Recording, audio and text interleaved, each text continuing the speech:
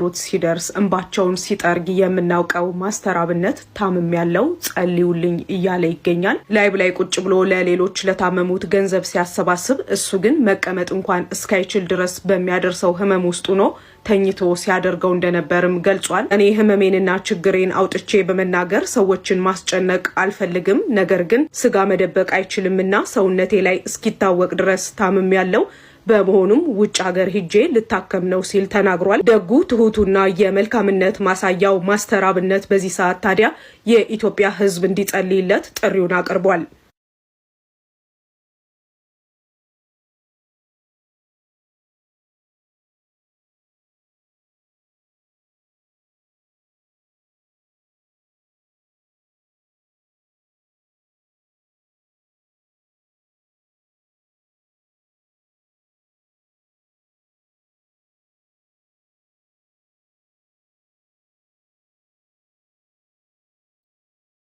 ህመሜን ለሰው ማሳውነቴ እየቀነሰ መጣ።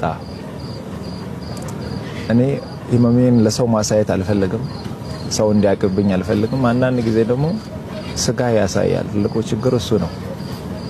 ጃኬት ብትደረብም ይታያል፣ ውስጥ ያሳያልና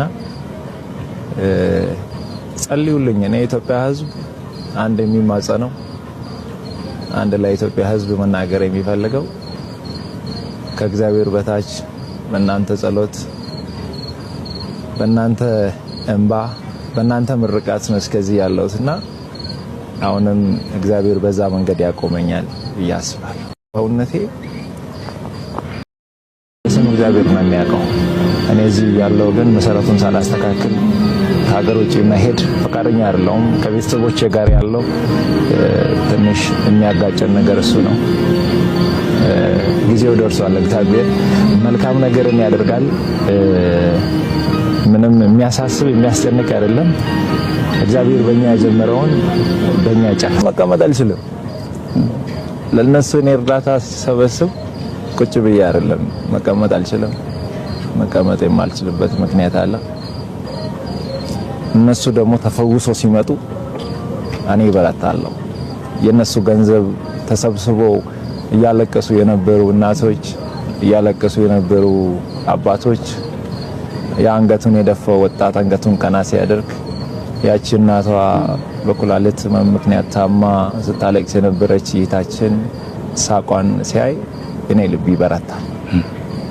የኔን ህመም እዛ ጋር እረሳለሁ፣ የኔን መታመም እረሳለሁ። ግን ደግሞ ሳልፈልግ ሰውነቴ እየቀነሰ መጣ። እኔ ህመሜን ለሰው ማሳየት አልፈልግም።